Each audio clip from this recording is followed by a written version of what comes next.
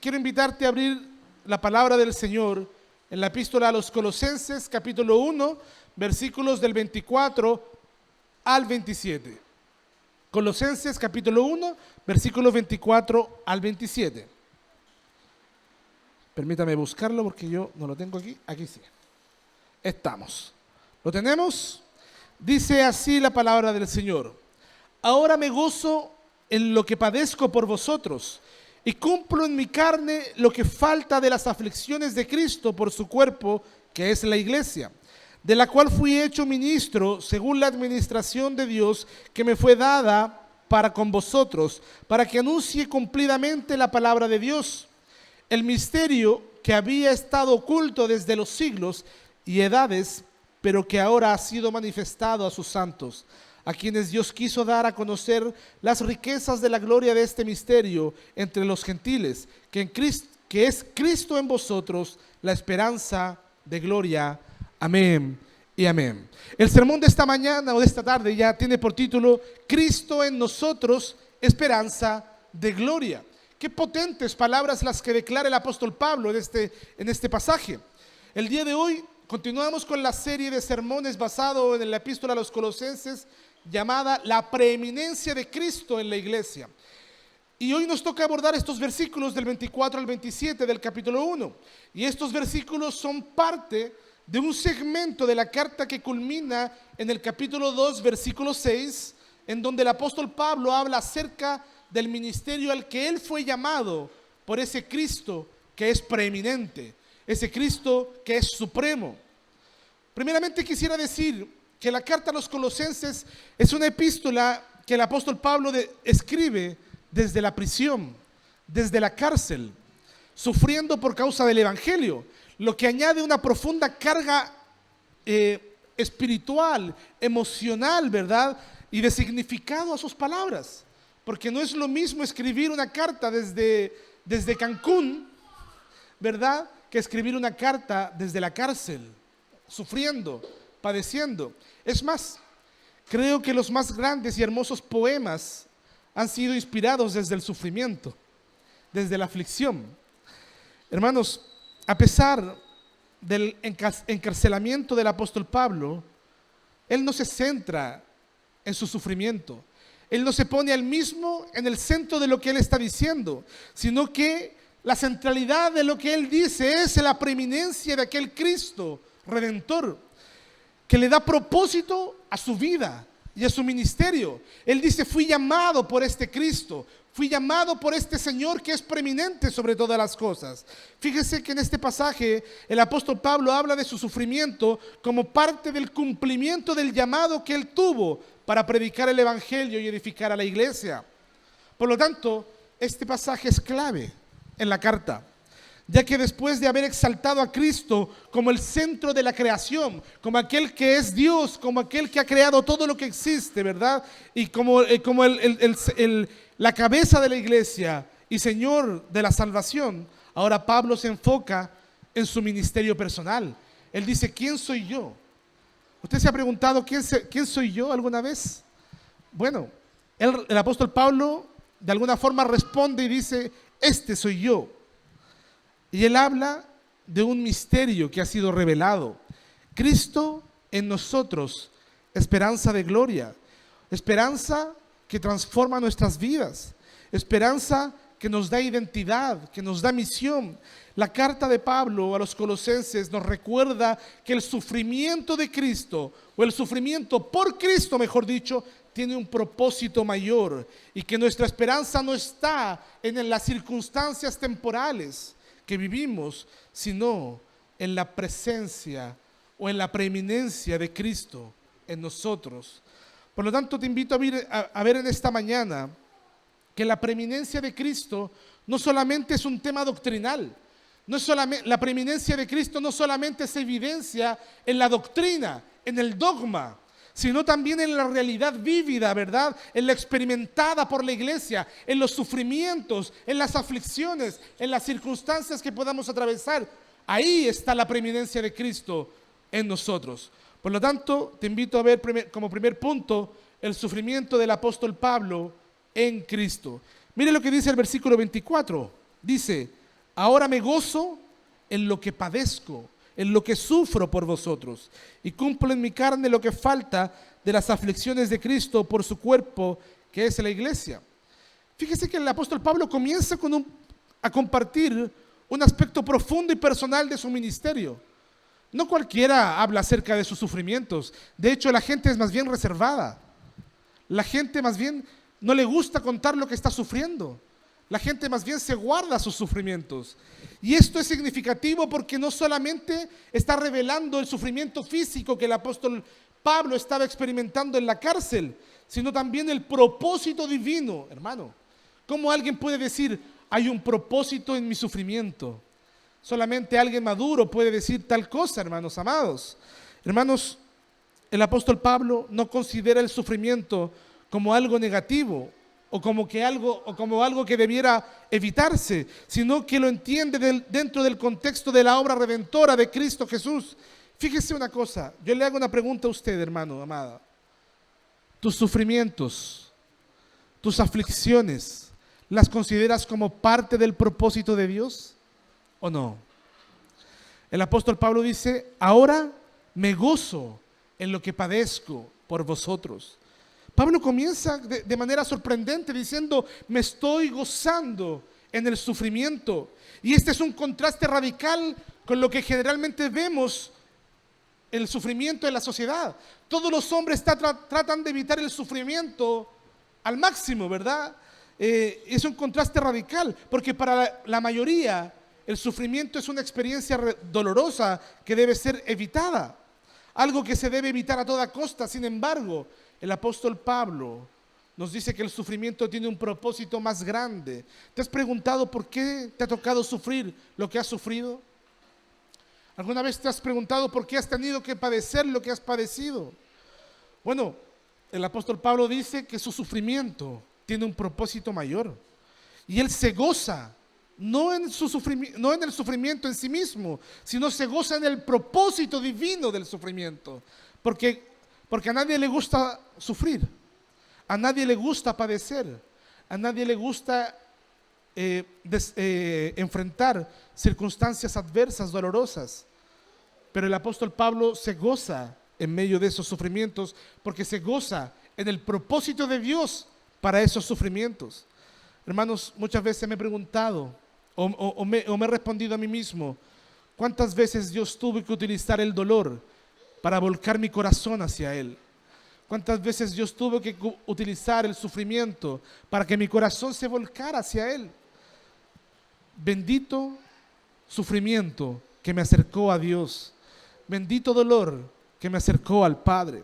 Por lo tanto, Pablo, hermano, les enseña a los colosenses a ver el sufrimiento de una manera completamente diferente a como el mundo la ve. Porque no se trata de evitarlo a toda costa, sino de comprender que nuestro sufrimiento puede ser un medio para el cumplimiento del plan de Dios en nuestras vidas y en la vida de otros. Tampoco se trata de andar buscando el sufrimiento. Se trata de enfrentar el sufrimiento de una manera que glorifique a Dios. Hermanos, cuando hemos enfrentado dificultades, o si estamos enfrentando dificultades, debiésemos preguntarnos, ¿cómo puedo glorificar a Dios, inclusive en medio de esta situación adversa?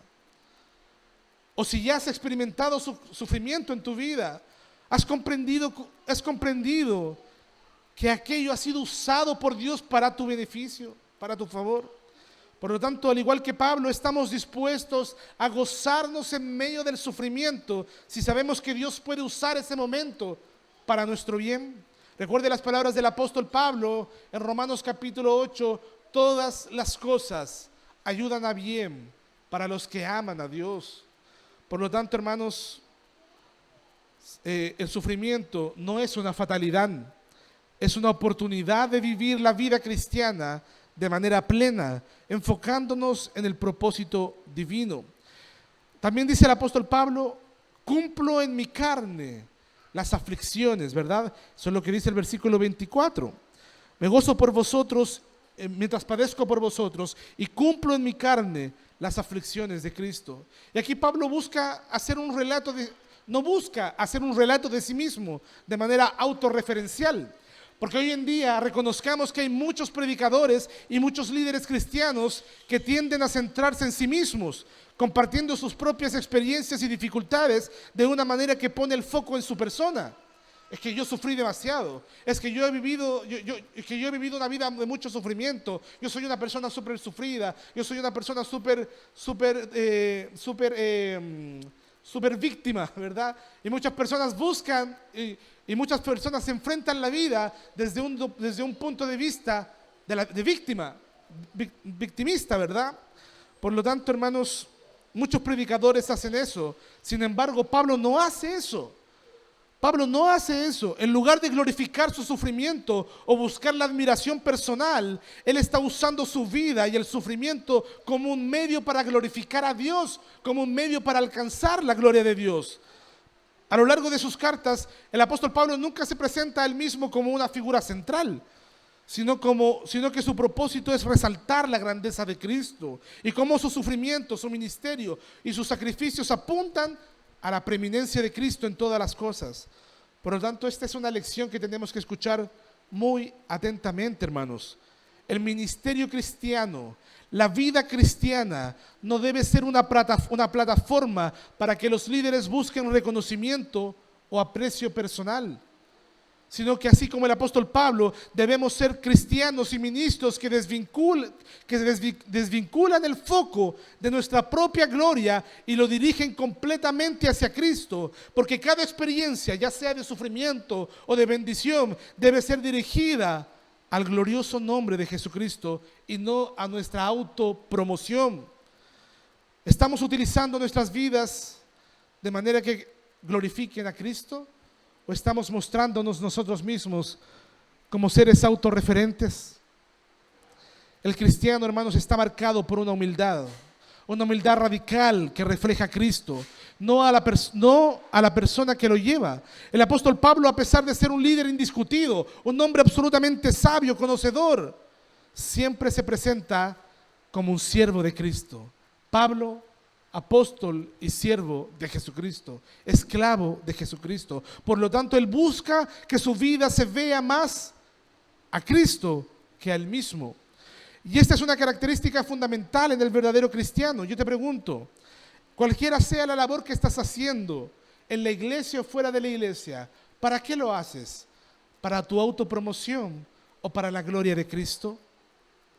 Mientras que muchos predicadores contemporáneos a menudo buscan que su sacrificio se convierta en una forma de validación personal, el apóstol Pablo nos pone en esta mañana que el foco debe estar en la predicación del Evangelio, en conocer a ese Cristo preeminente.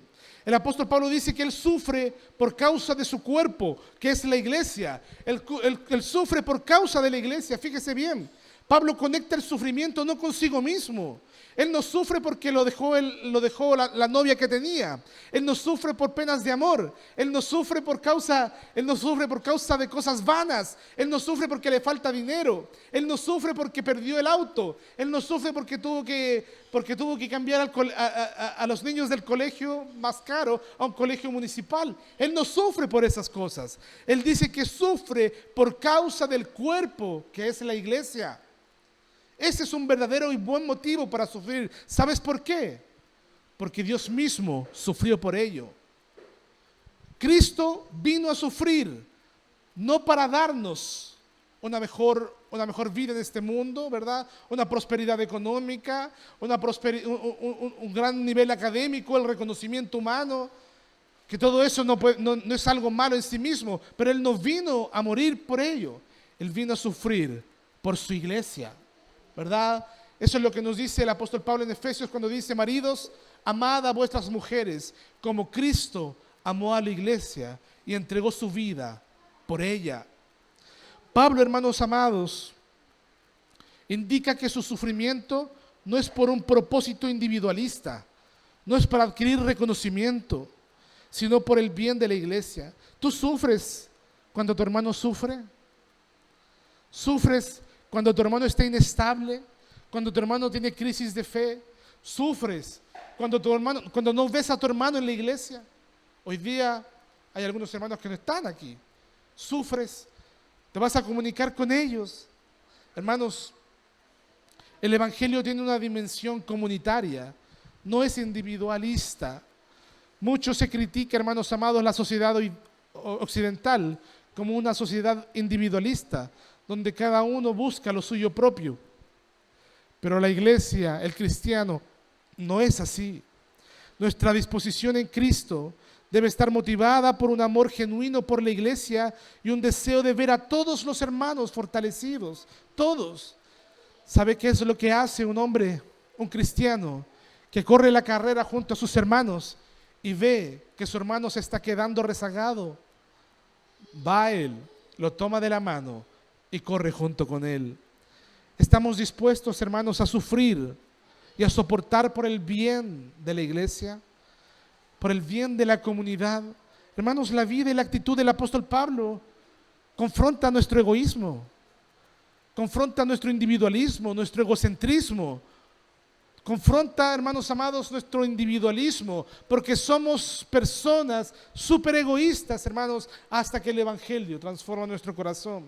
Que el Señor nos ayude. El versículo 25 nos lleva al segundo punto de este sermón, el ministerio de la palabra. El versículo 25 dice: de la cual yo fui hecho ministro según la administración de Dios que me fue dada para con vosotros, para que anuncie cumplidamente la palabra de Dios. Y este versículo primeramente expresa de forma clara que él fue hecho ministro según ¿qué? Según la administración de Dios, según la economía de Dios. Es decir, que su ministerio no fue producto de su propia voluntad. No es que un día él se despertó y dijo: hoy me voy a promocionar como un nuevo apóstol en la iglesia, sino que fue un llamado divino para revelar la plenitud del Evangelio. Él está comprometido con presentar completamente la palabra de Dios, proclamando el ministerio de Cristo tal y cual lo ha revelado. Esa es la tarea de todo ministro: presentar la palabra de Dios de manera completa, de manera fiel, ¿verdad? Pienso, hermanos amados, que si Pablo hubiera complacido a los judíos ultraconservadores, ultraortodoxos, fundamentalistas, y hubiese dejado su ministerio a los gentiles, él podría haberse evitado mucho sufrimiento. Sin embargo, él no podía abandonar el llamado que Dios le había dado. Ese llamado, ¿verdad? Él no podía abandonar su llamado solo por cuestiones personales de seguridad y comodidad, porque Dios lo había llamado para el ministerio. El ministerio se le había dado una administración de predicar el evangelio a los gentiles, y sin la predicación del apóstol Pablo a los gentiles, quizás ni tú ni yo hubiésemos llegado a conocer el evangelio. Pero gloria a Dios que Dios llamó a este hombre, ¿verdad?, para predicarle a los gentiles. Él tenía que ser fiel a ese llamado. Así también, quienes hemos sido llamados a servir en la obra de Dios, tú que has sido llamado, tú que haces una labor, ya sea grande o pequeña en la iglesia, son el Señor, hermanos amados, no lo hemos sido por nuestras propias fuerzas. Es el Señor quien nos ha llamado. El Señor nos ha dado talentos, ¿verdad? No son nuestras propias fuerzas, no son nuestros talentos, no son nuestras aspiraciones personales, ¿verdad? Sino que es Dios quien nos ha comisionado para ser sus instrumentos, haciendo la labor cualesquiera que sea dentro de la comunidad. Todo siervo de Dios debe reconocer que el ministerio es ante todo una gracia inmerecida. ¿Qué es lo que haces en la iglesia? ¿Qué es lo que haces en la iglesia? Bueno, cualquiera sea la labor que tú haces en la iglesia, es una labor que el Señor te ha otorgado solo por gracia, no por tu talento, no por tus fuerzas, no porque tienes muchas aspiraciones o capacidades. Es única y exclusivamente por la gracia de Dios. Además, es crucial, hermanos, que entendamos que la palabra que Pablo proclama no es una palabra, no es solamente una parte del evangelio, ni un evangelio desvirtuado, sino dice la palabra que es la totalidad de lo que Dios ha revelado en Cristo. No hay apóstol que hable más acerca de Cristo que el apóstol Pablo. Hermanos, y el apóstol Pablo dice: a mí se me ha encomendado la predicación de la palabra tal como se encuentra en las Escrituras. Y esto incluye tanto la promesa de la salvación como el mandato a vivir una vida transformada por la gracia y el poder de Cristo. Fíjese una cosa, él habla acerca del evangelio completo, una misión divina para la iglesia. Pablo, hermanos amados, tiene claro que su misión es proclamar la totalidad del evangelio, no una parte. Por lo tanto, involucra tanto el plan redentor, ¿verdad? Involucra el plan de salvación y también involucra la transformación de la vida de aquellos que escuchan. No es meramente doctrinal, sino que también no es solamente ortodoxo, sino que es ortopráctico. También es atingente a la vida práctica del creyente. Por lo tanto, hermanos amados, Pablo no predica un evangelio a medias. Pablo no predica un evangelio parcial, no es un evangelio meramente intelectual, tampoco es un evangelio meramente emocional, sino que es un evangelio completo que comprende doctrinas como la muerte, la resurrección, la exaltación de Cristo, así también como la santificación y transformación del creyente que es obrado mediante la gracia y el poder del Espíritu Santo. Por lo tanto, hermanos, nosotros como su iglesia, como la iglesia de Cristo, al igual que el apóstol Pablo, debemos buscar ser fieles a la proclamación completa del evangelio. Como decíamos en la mañana en la escuela dominical, la importancia de conocer el mensaje del evangelio antes de presentarlo a los incrédulos, a los no creyentes. Por lo tanto, hermanos, debemos estar de acuerdo en compartir y en predicar en contra del pecado, compartir la gloria de Cristo, la necesidad de Cristo, ¿verdad? La vida y obra de Cristo, su enseñanza, pero también el llamado a vivir una vida transformada por el poder de Cristo. Ahora, esto nos pone en alerta respecto de algunas falsas teologías que han distorsionado el evangelio hoy en día. Porque el mandato del apóstol Pablo de predicar la palabra de Dios de manera completa y fiel se enfrenta a un reto significativo hoy en día, ya que hoy día existen muchas y falsas teologías y doctrinas, medios evangelios, ¿verdad? O toman parte de un evangelio para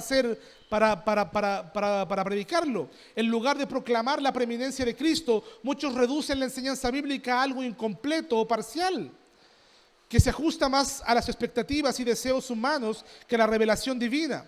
Conversaba en el año nuevo con un familiar y hablábamos de la importancia de entregar nuestras vidas a Dios y de amar a Dios. Es verdad, de amar y entregarle nuestras vidas a Dios. Y se me vino a la mente una reflexión. Un cristiano está bien que diga, he entregado mi vida a Dios y amo a Dios. Pero ¿saben qué? Un testigo de Jehová dice lo mismo. Un mormón dice lo mismo. He entregado mi vida a Dios, he entregado mi vida a Dios, dice un adventista, un testigo de Jehová, e inclusive un judaizante. Pero ¿sabe qué es lo que hace la diferencia? Cristo. He entregado mi vida a Cristo. Cristo es mi Señor, es mi Dios. Por lo tanto, hermanos amados, muchos en lugar de proclamar la preeminencia de Cristo, reducen la enseñanza, ¿verdad? Evitan a Cristo. Veamos algunos ejemplos. Por ejemplo, el humanismo y el liberalismo teológico. Recuerde que el humanismo secular ha influenciado, hermanos amados, la teología liberal, la cual pone al ser humano en el centro de todo, desplazando a Cristo. En lugar de un evangelio que exalta a Cristo como Señor y Salvador, lo que hace el liberalismo teológico es promover una visión antropocéntrica del cristiano. Su propósito de la fe no es glorificar a Dios, sino promover un bienestar social, un bienestar humano. E incluso el evangelio se reduce solamente a enseñanzas morales y éticas que solo buscan la mejora del ser humano en términos sociales, económicos y psicológicos, pero nunca enfrentan y confrontan el pecado. Pero el cristianismo no es el liberalismo teológico. El cristianismo no se trata de mejorar nuestras vidas a nivel terrenal o de darnos un camino fácil hacia la felicidad. El evangelio es un llamado a tomar tu cruz, a la muerte del yo, a la muerte del ego y a vivir para la gloria de Cristo. Eso es el evangelio. ¿Y qué me dicen de la teología de la prosperidad? Es absolutamente popular. Yo te diría que gran parte de las iglesias evangélicas actuales abrazan la teología de la prosperidad. Ellos afirman que la fe en Cristo lleva automáticamente a la prosperidad material y a una vida de salud perfecta, y que los creyentes tienen derecho a la abundancia financiera y un estilo de vida sin sufrimiento. Sin embargo, esta enseñanza es un falso evangelio o es un medio evangelio. Distorsionan la palabra completa, como dice el apóstol Pablo. Porque el evangelio de la prosperidad habla de un Cristo mercantilista, donde Dios es visto solo como la fuente de bendiciones materiales y no como el Señor absoluto que llama a sus discípulos a tomar su cruz y a seguirlo. Para ellos, el sufrimiento, la pobreza o la enfermedad son vistos como falta de fe. ¿Ha escuchado usted? O tú no eres salvo, o tú no eres sano porque te falta fe. Tú no eres enriquecido porque te falta fe. Bueno, D.A. Carson dijo: decirle a los cristianos que es por falta de fe que no son sanados o que no prosperan es una crueldad pastoral. Esto, hermanos amados, es un falso evangelio. El evangelio verdadero no promete riquezas, no promete un camino libre de dificultades, sino que promete la presencia de Cristo en nuestras vidas como nuestra esperanza y fuerza. Yo le pregunto, ¿qué pensaría el apóstol Pablo de la teología de la prosperidad? Él escribiendo estas grandes verdades desde la cárcel, desde el sufrimiento, desde el padecimiento. Hermanos, debemos ser fieles a un evangelio que transforme el corazón, no a uno que solamente busca satisfacer los deseos carnales. Voy a poner un solo ejemplo más de un medio evangelio: la teología de la liberación, que es otra falsa teología que ha influido mucho en muchas iglesias, particularmente en Latinoamérica. Y esta corriente enseña que el evangelio se trata principalmente de liberar a los oprimidos sociales, política y económicamente, reduciendo el mensaje cristiano a una lucha de clases. Es una especie de cristianismo marxista. Y aunque el evangelio sí tiene implicaciones sociales y promueve la justicia, la teología de la liberación reduce la salvación a una acción política y social, omitiendo el hecho fundamental de que la verdadera liberación que Cristo ofrece es de nuestros pecados y de la condenación eterna. Hermanos, una iglesia que solamente hace actividad social sin predicar el evangelio es una iglesia coja, es un medio evangelio. La verdadera liberación que el evangelio ofrece es espiritual. No se trata, hermanos, solo de cambiar las estructuras sociales, sino de ser fieles al evangelio que proclama la liberación del pecado y la muerte, y no permitir que el evangelio y el mensaje de Cristo se reduzca a un mero programa político social. ¿Cuántos pastores, hermanos amados, están abrazados a esa gracia estatal y viviendo del Estado, promoviendo solamente políticas en vez del evangelio verdadero? Yo podría dar varios nombres, pero en cambio el apóstol Pablo nos dice que él fue llamado en el versículo 25 a anunciar cumplidamente, o sea, anunciar de forma verdadera, fiel y completa la palabra de Dios. Ahora veamos lo que dice el versículo 26 y 27, que nos da paso al tercer y último punto de este sermón. Dice: el misterio que había estado oculto, dice, desde los siglos y edades, pero que ahora ha sido manifestado a sus santos, a quienes Dios quiso dar a conocer las riquezas de la gloria de este misterio entre los gentiles, que es Cristo en vosotros, la esperanza de gloria. Aquí el apóstol Pablo habla de un misterio que fue revelado a los santos, te fue revelado a ti, que fue revelado a mí, ¿verdad? De hecho, se me viene a la mente 1 Corintios capítulo 1, donde el apóstol Pablo que dice que Dios no escogió a los sabios de este mundo, sino que escogió a lo indigno, ¿verdad? A lo vil de este mundo, para avergonzar a los sabios. ¿Sabes quién tiene la mayor riqueza de misterios? Los creyentes. Somos los santos, somos la iglesia de Cristo, los que sabemos exactamente lo que va a pasar. Qué pena me da esa viejita que escucha todas las mañanas el matinal para ver cómo le tiran las cartas, a ver qué va a pasar en el futuro. Qué pena me da esa gente que se anda viendo el tarot, esa gente que anda buscando certezas en la vida, ¿verdad? En cambio, el creyente, el cristiano, es aquel vil que fue escogido por el Señor, a quien se le fue revelado los misterios más profundos de la vida misma. Hermanos, ese misterio, ¿sabe cuál es? La presencia de Cristo en los creyentes, lo cual es la esperanza de gloria. ¿Sabes qué? Este misterio no es un conocimiento oculto, inaccesible, como lo presentaban los gnósticos en Colosas. Este misterio, hermanos amados, ha sido manifestado por medio de la obra redentora de Cristo y la predicación del Evangelio. Y este pasaje, ¿sabe qué? Pone énfasis en que Cristo en nosotros es el secreto de nuestra esperanza. El hecho de que Cristo habite en nosotros es el secreto para tener esperanza, es el secreto de nuestra vida, el secreto de nuestra glorificación futura. Fíjese que Pablo usa el término misterio para referirse a una verdad que, aunque estuvo oculta en el pasado, ahora ha sido revelada en Cristo. Los gnósticos también hablaban de misterio, como un misterio que debía ser encontrado en esa luz interna en tu corazón. Recuerda, hermanos, que los gnósticos de aquel entonces enseñaban que había un conocimiento oculto en el interior del hombre y que a través de ese descubrimiento el hombre podía salvarse. Pero Pablo derriba esos argumentos y dice que ese conocimiento o misterio es Cristo en nosotros. No tienes que buscar cosas místicas, no tienes que buscar encuentros paranormales, encuentros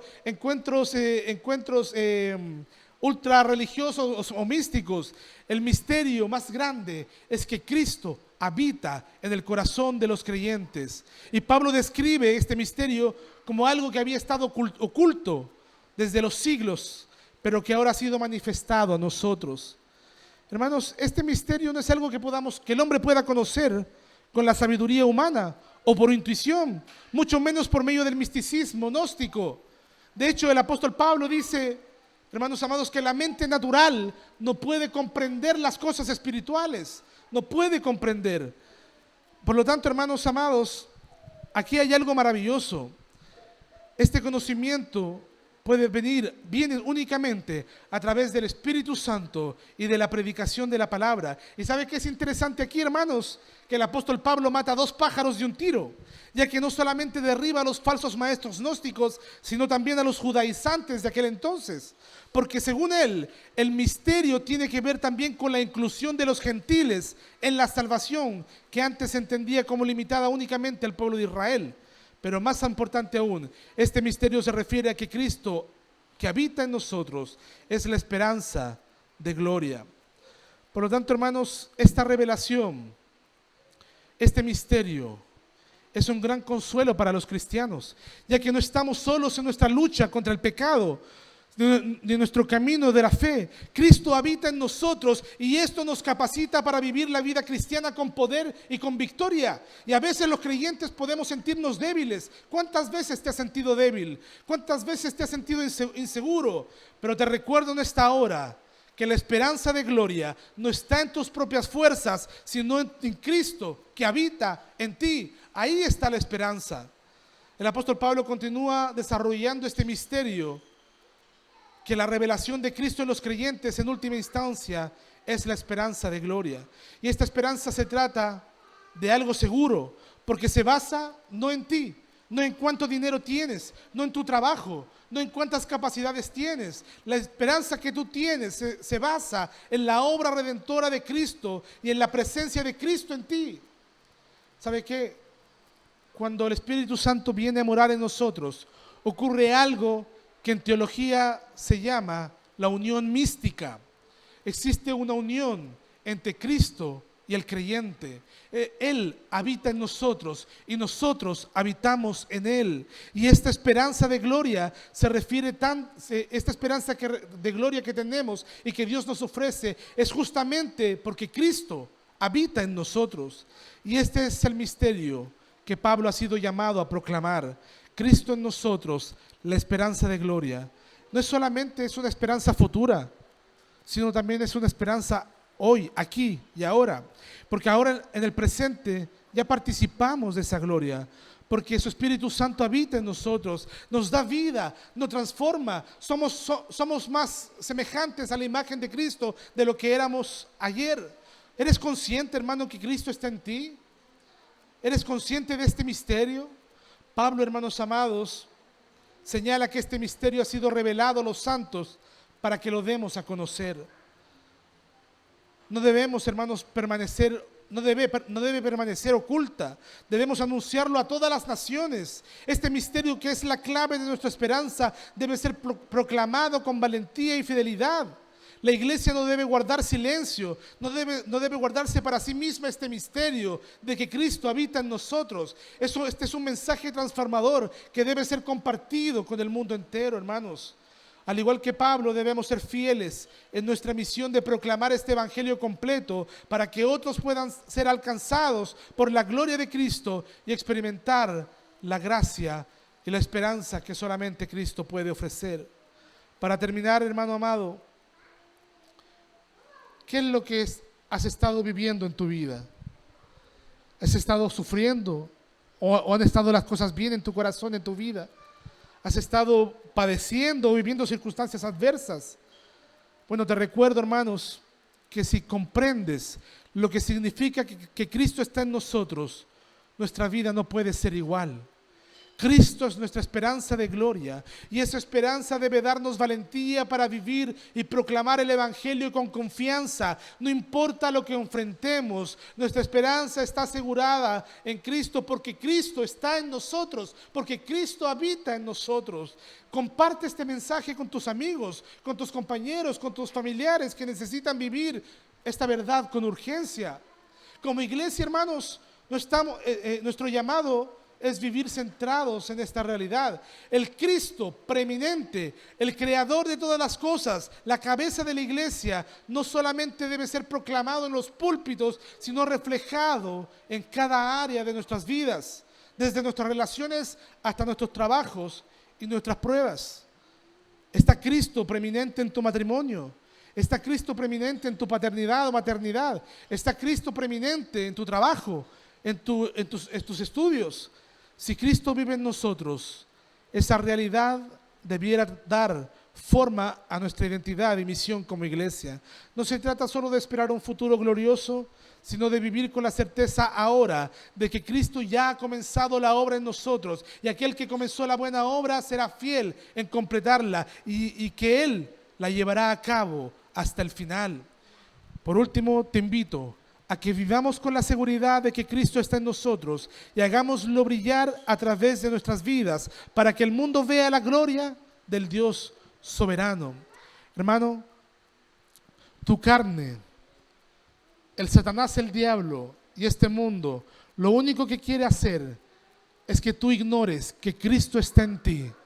No importa lo que haya pasado, no importa lo que hayamos vivido. En esta hora yo quiero invitarte nuevamente a considerar esta verdad, que esta verdad no importa, hermanos amados, no importa las circunstancias, no importa si estás sufriendo o si estás en bendición, esta verdad es una verdad inefable. Cristo en nosotros, esperanza de gloria. Abraza esta verdad, porque esta verdad es transformadora. Soli Deo Gloria, pongámonos de pie. Oremos al Señor.